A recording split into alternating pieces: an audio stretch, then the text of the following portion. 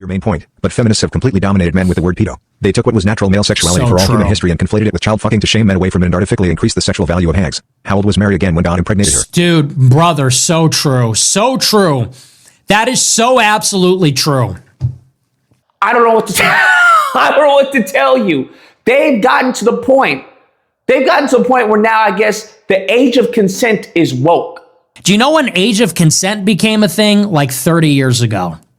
That is a second wave feminist artifact, but you people are not ready for that. I didn't see the writing on the wall, bro. I really didn't see it. I didn't expect this from the right, and I guess that's my fault. I sure as heck didn't expect this from this incel homosexual, but bro, it all makes sense. It all makes sense now. They're talking about age of consent is hooey-fooey, and that we should be able to mess with, 11-year-olds, because that's one of the youngest people that Epstein was accused of messing with.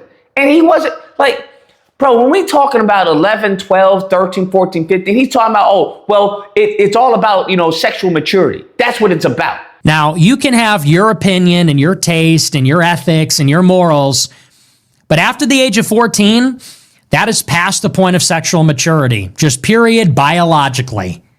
And I'm just like, he then goes on to say that, the Catholics, all right, the code is that, hey, 14 for women, 16 for boys. But this whole concept that, because of society, that's why we can't go back to the good old days of 14-year-olds getting married to men and 13-year-olds and 11-year-olds getting married, right?